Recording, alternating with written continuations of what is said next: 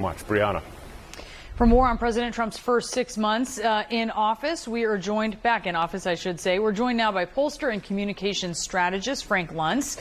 All right, Frank, what are voters telling you 6 months in? They're telling me that there are two Americas. And it's no longer a red America and a blue America. It's a Trump America or an anti-Trump America. Your viewers will react based on how they voted, because in the end, there is no similarity. There is no overlap. If you voted for Donald Trump, you like the immigration policy. You like the legislation. You want to cut spending in Washington. You want to have this greater focus on tax cuts or tax relief. And if you voted against him, you think this is the end of democracy as we know it. It really is that stark. And I don't see any commonality, any cross pressure that brings people together. So, Brianna, this is only the beginning. 6 months, we got 3.5 years to go, and America's continuing to separate, to divide, and the polarization is as great as it has ever been in the last 50 years. You also said something here recently to The Atlantic. You did a really interesting interview with them where you said that voters of Trump's, they're happy with most of what he's doing. They're not happy with how he's doing it. And that has really become your refrain, Frank. What do you mean?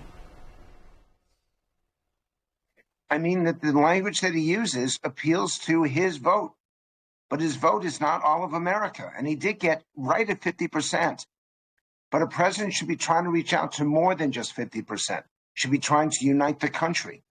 If you look at the issues in this legislation, you go issue by issue, and you put it plainly to the public, a lot of them have majority support.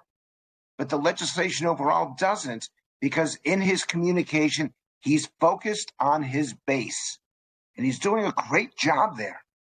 But that's not all of America. And I, as a pollster, have to see 100% of the country, not just the 49.9% who voted for him.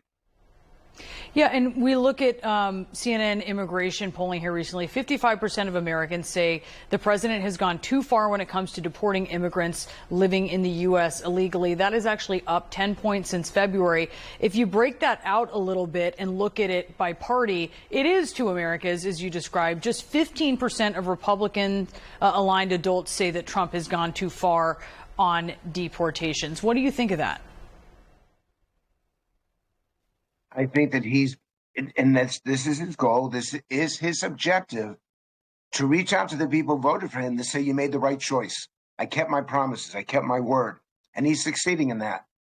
But a president, and this is what he had done for the first 30, maybe 45 days, his numbers were higher than at any time in his career. And the reason why were the independents, the people who don't like either political party, who are studiously unaligned. And they saw what he was trying to do, and they liked it. But over the last 3 months, it's been much more polarizing, much more overt, and some of the rhetoric has been really strong. And that turns off the people in the center. He is succeeding in reaching his people, but he is failing in unifying the country and bringing everyone on board. And Brianna, you get about 6 months. People give you a break. This is called the honeymoon period. Over the next 6 months, when Labor Day kicks in, then they're going to start to make decisions that will affect where they vote in 2026. A country is too important for pollsters. It's too important for people like me just to give you the breakdown of left and right and agree and disagree. What is essential is that we find some sort of common ground. So on issues that are so important, Medicaid, taxes, budgets, immigration, that we can have a consensus so we can move forward as a country rather than moving forward as a political party or an entity.